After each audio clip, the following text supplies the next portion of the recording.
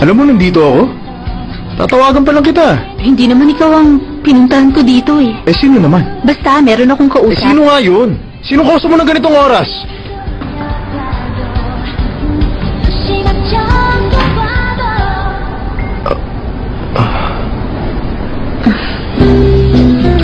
Parang mali naman yata yun. Bakit pa kayo babalik dun? Nung time na hindi pa kami nakatira sa bahay niyo, yun yung buhay na kinasanayan ko na. Bakit di nila kayo magkondo? Hindi nga kayang pagalingin ng pera mga sugat at may babalikan dati yung buhay. Isipin nyo na lang nakabayaran nyo. Napag-usapan na namin yun ng mama ko. Mas gusto kong bumalik sa dati naming tirahan. Maraming salamat nga pala sa pagsuporta mo sa amin. Hindi ko kayo sinusuportahan. Gusto ko lang may balik sa ayos ang lahat. Doon na lang kasi kayo sa kondo namin. Hindi mo lang kung paano ko nakipag-deal sa kuya ko para doon. Ay, di bali na lang. Lumipat na kayo doon. Titira kami doon na hindi naman sigurado magkakatuluyan tayo. At kapag nag-break tayo, magiging problema lang natin yun. Ano? Feeling ko hindi ako mabubuhay nang wala ka. Pero hindi natin alam ang posible mangyari. Teka, ganun din ang feeling ko. At saka future natin ang pinag-usapan dito. Teka, sandali lang. Kuya, please lang. Kaya ko na to.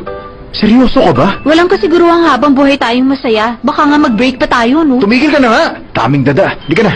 Uwi na kami, kuya. Saan tayo pupunta?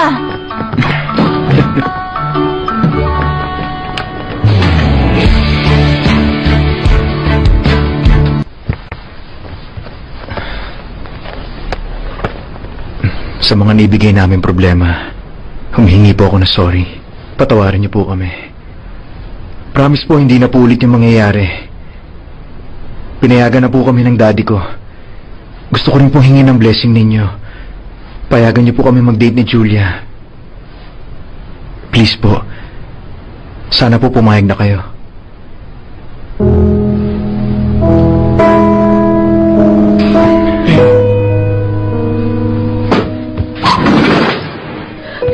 Hindi na ako makatiis. Ano ba? Wala ka man lang ba sasabihin? Hoy, Hilda, huwag mong sabihin tatanggihan mo ang anak ko. Bakit? Ayaw mo ba sa kanya?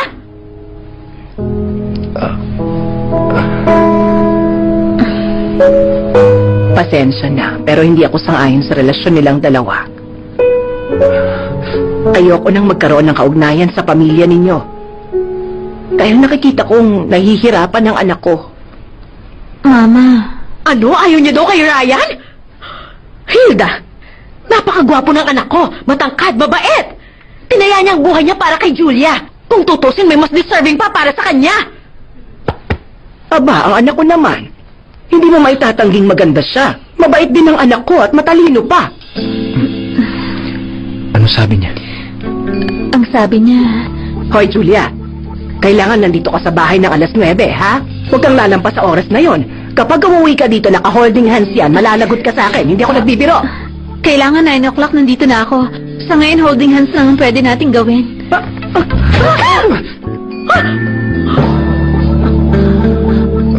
Umarte ka na, bilisan mo.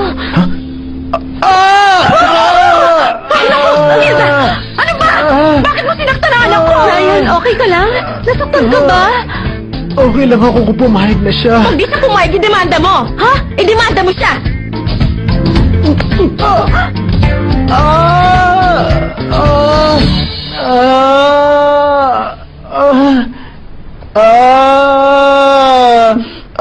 Ma, salamat po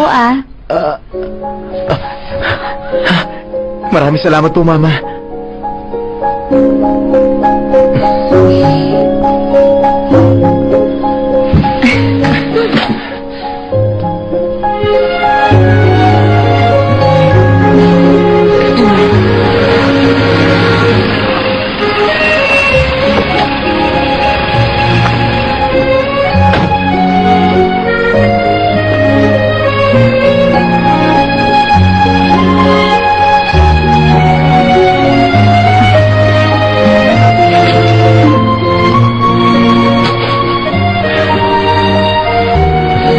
Teka, anong ginagawa mo dyan? Bakit?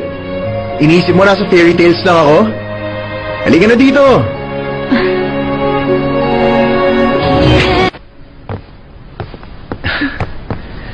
Sabi ko diretso lang, anong mahirap doon?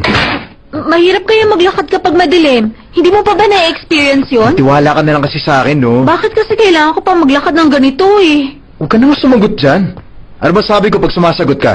Tumira na ako dito dati. Kaya alam ko, hindi to magandang lugar para sa special na...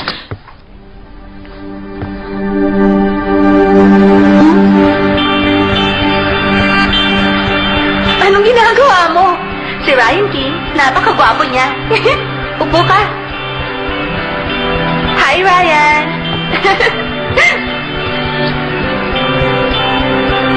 Nagustuhan mo? Gusto mo naman nakuha ang lahat ng mga yan. Alam mo, yan ang pinangahawakan ko, Julia.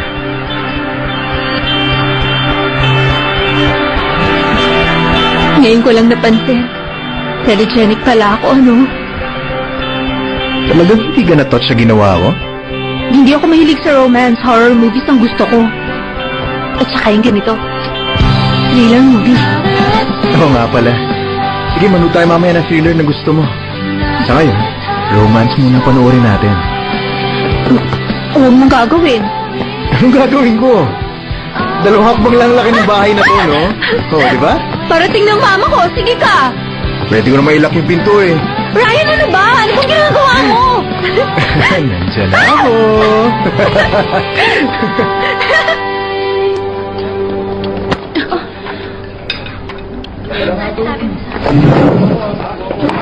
Wait, di ba dapat mag-sorry ka sa akin? Okay din ang manners ng family mo, no? Na-cancel ang engagement mo at ng mommy mo. Wala naman palang pwedeng magturo ng right manners sa'yo, eh. Titingin ka pa? Alam na namin ang rumors, no? Cancel ang wedding ng mommy mo sa Daddy Dino. Takot lang kami sa'yo before kasi fiancé ka ni Ryan, pero ngayon hindi na. Eh kung sabihin kong stepsister ko siya.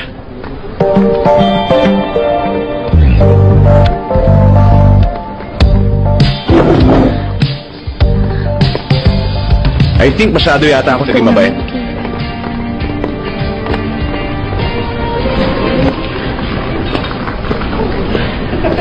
Nakatingin sila sa atin. Tumayo ka dyan. Doon tayo sa labas.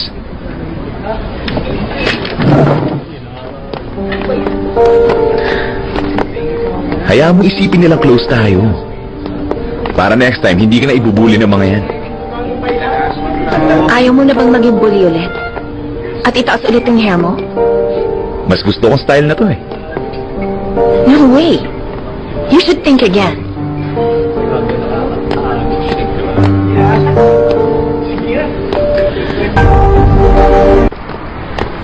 Hindi na sila takot sa'yo ngayon unlike before. There's nothing to worry about. Pwede ko pa rin i-rescue ang stepsister ko. Bakit stepsister mo pa rin ako? Eh kasi stepbrother mo ako. At pwede mo rin akong lapitan anytime. Marami kaya tong free time. Tinapos mo na ba yung kay Julia? Wala akong dapat tapusin. At isa pa, hindi ko rin kailangan magpaalam pa sa kanya. When I'm done, it's over. Yung distress ng dad mo. Kumusta na ngayon? Okay lang naman. That's good, para hindi kita kailangan i-comfort. Halos buong semester, kino-comfort natin ang isa't isa. I'm going to class now.